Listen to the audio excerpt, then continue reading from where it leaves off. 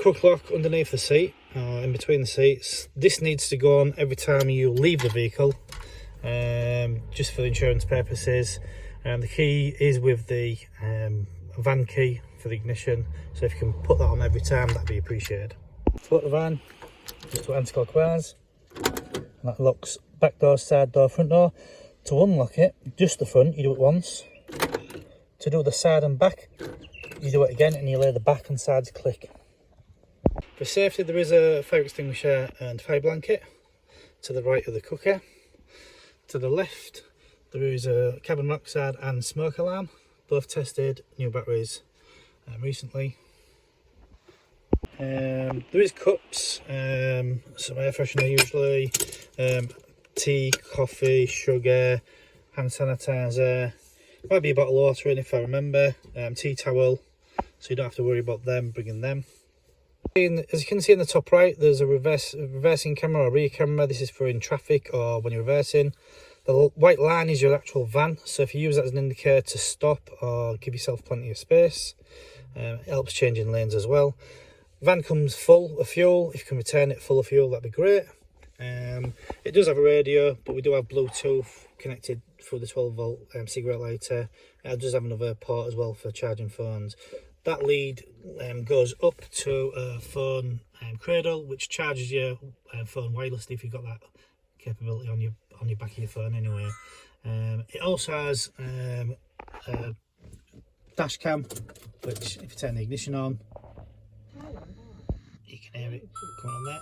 It'll only be on when the ignition's on or you're travelling, so it's not a permanent dash cam recording. So the outside of the van, all the tyre pressures are checked. Wing mirrors do push in. The wash wipe should be all filled up, so there's no really need to go into the bonnet. If it is, there's a key, goes in there. Turn it, it releases the bonnet, and you can fill the wash wipe up if needed. The fuel, it's diesel. You open the door, and it's the key opening there.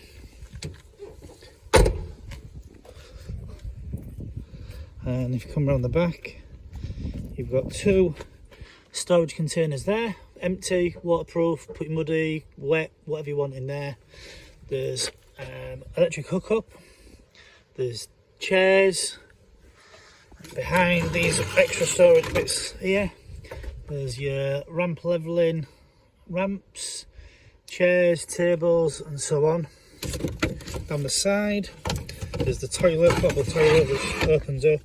Safety triangle, high vises if needed. An outdoor shower like I just mentioned. With curtain which clips to the doors at the top. And you do it across there and you can have an outdoor shower if you warm some water up. This unclips there and it comes down the front of the bed so you can sit out and enjoy the view. In the drawers you've probably got most things that you need. Knives, forks, plates, can openers, frying pans, small containers. This is a small kettle which is great for just having a quick brew. Bowls, cups, pans, glasses, tea towels, even a toaster,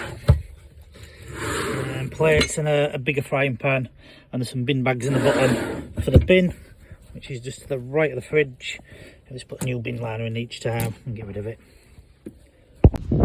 So the electric hookup that I mentioned earlier, that's in the back. This goes inside next to the telly. Again, the battery should be fine, but depending if you want to use hair dryers, you can't use a hair dryer on the leisure battery. It'll have to be from the electric hookup. So hang that up there. There's 3 sockets. It's got a trip out switch. It's all tested. And then if you pass the end for the other side through there, through the window, and obviously pull the rest of it through to your electric hookup, that's going to give you 240 power apparently with no restrictions. Most people don't need it when I've hired out before, but it's just a good backup if you are on site. The fridge works off the battery, the leisure battery, so it kind of runs all the time. It's thermostatically controlled, so once it reaches a certain temperature that's cold enough, it'll go off. You might hear and feel a slight vibration once it kicks in if you're in bed. Instead of standing on the fridge, there is a stool for a night when you're getting into bed. Just stand on that instead of the fridge. You can get quite a bit in. Obviously milk, wine, beer, meats and so on. It is quite a big one compared to maybe some others. While you're driving, if you can use this to just clip in there to make sure it doesn't fly open. The gas for the heating and the stoves, it's permanently plumbed in. It's not like a bottle you have to exchange or swap over. I have it filled up all the time, so there's no need to fill it up. There's more than enough for any trip lasting more than 2 weeks even. That's where you would put it in if you're familiar with it. Underneath, it's got a gas certificate. Always gets done every year. It's August time 2022, the last time I'm doing it while I'm doing this video. If you move this out the way, behind here there's the gas, so if you undo that bit and then undo the bottom one, this comes off. Turn it off when you're setting off on a journey, so you do it clockwise. That turns it off, and then obviously when you get to site or you want to stop and you want to use it, you do it anti-clockwise, and it indicates how much is in it there, so it's actually full green and it goes right down from yellow to red. Let's put it back and just hook it up, and then turn the knobs either side, and then obviously replace that in there. The heater is fed by the gas as well. The vent that blows out is here, obviously don't cover it. The controls are on the corner, and the bottom part is the thermostat, so obviously it comes on when it's coldest here. If you keep turning it until it comes on, until it's hot, obviously this, in summer you probably won't need it. The control to actually turn it on is at the top, so if you click it, fan, flame. If it doesn't come on, turn it to back to the beginning and back again. And if it still doesn't come on, it's because the thermostat isn't hot, isn't set high enough. So if we turn this now,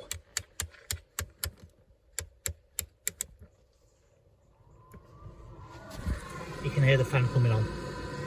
It'll take a few seconds for it to heat up and fire up, and also when you turn it off, it will take a minute for it to turn off as well. It'll carry on blowing once you've turned this off. So once you turn it off, you can either do it there and it'll carry on doing it, or you can do the thermostat right down to make sure it doesn't come off on again. So the gas, you just push it down, push the spark, that comes on, hold it for a few seconds, it stays on. If you lift it up, because you have this one on, you need to lift the sink on up, push again down, push the spark, and that one lights. Leave it down for a few seconds, release, and then it's on. Obviously wait for it to cool down before you close the lid again. The window, there's some storage areas here for maybe cans of food or anything really, but most importantly there's an area for your keys, especially for the van, because if you put them down in the van, they easily can fall down the side or under something. So always put your keys there, it'll save you looking for them when you want to be out and about. And even when you want to lock up, you want to go into bed, what you do is you leave the side door open and lock the front door. There'll be a beep which indicates one of your doors is open. So this is locked the front 2 doors and the boot, or the back doors, and then obviously if you go around and you've left the door open, that's why it beeped. So then you can go inside, shut it behind you, and then if you go to the left there is a little catch which locks the side door as well, and to obviously just the opposite, and then there is a catch just here which you pull open and you can get released out again. And to the left of the fridge there's some more storage, some blue wipe, some more bags. You can put anything there, so you put the latches on when you're driving. To the left There's controls for your lights and electrics and transformer for your 240. So if we just turn them all off and turn them back on, that's in the roof. And then if you look here, light off, light off, light off, and the end one is for USBs and your 12 volt socket there. This indicates what the voltage is of the battery currently. In the sun, it'll keep it topped up because obviously it's got a solar panel on the top. When you start the engine, it'll go up to over 14 because it gets charged by the engine, the alternator running and charging it up as well. If it goes below 12, either start the engine, or if you're not bothered, just leave it, and the next day or when you start off again, it'll charge it back up. But it's close to automatically cutting out if it goes below a certain voltage. To the left, this is the transformer which powers the 12 volt, the 240 volt. So if you turn it on, this, whatever you put in here, obviously you can't have hair dryers or tongs or anything that's high wattage. So at the minute we've got some LED lights which goes around the top. That's fine, and it shows you an indication of what's left. Again, try and remember to turn that off when you're not using it because it still uses energy with a transformer, fan and so on. And obviously just turn that off as well.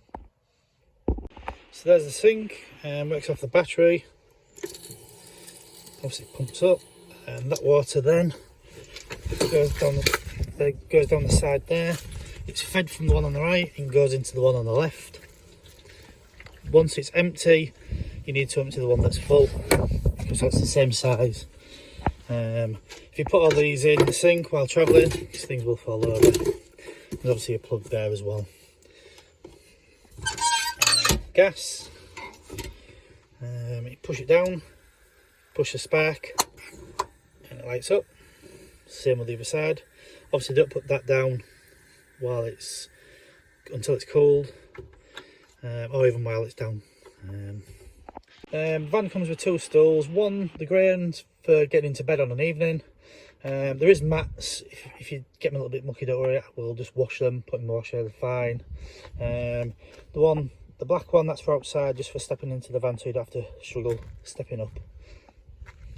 Above, there is an area behind the telly, on either side. So you pull that out and you can see behind the telly there's quite a bit of storage there as well. Behind there, there's the cable for the TV, an extension lead and a pan for boiling or cooking. And on the other side, there's an aerial for the TV if you wanted to use that as well, or more storage if you don't. The bed's made up already. It's got a mattress on, it's got a mattress protector on and a sheet on. If you bring another double sheet, your duvet or sheets or blankets, whatever you want, and pillows, that's great. Around the outside we've got a load of containers so you don't lose things. Obviously there's a TV in here, so there's a remote control area, and on the other side you've got a few other things, deodorants, whatever you don't want to lose. And down the side of each side of the on one side of the bed, there's some storage containers in there.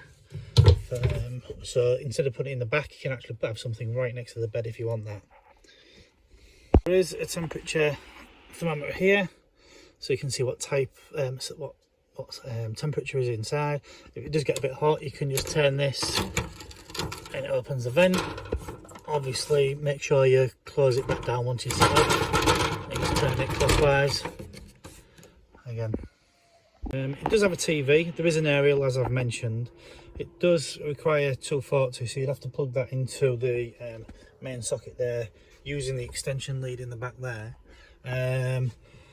What you do need to do, if you want an aerial, obviously you can have and tune it in using the menu. It has got a fire stick, and what you'd have to do is go to settings, connect the telly to the Wi-Fi, and then you'd be able to use the fire stick to get Netflix or other channels or platforms. The window on the side is actually blacked out from outside, so when it's brighter outside people can't see in. On a night, if it's lighter inside, dark outside, people can see in. So just above there's a blind, so you just pull it down, and there's a little ledge on there where if you see the screw underneath, you just bring it down, avoiding any cables or any pillows, and just clip it under there and it keeps down, so there's no one can look in.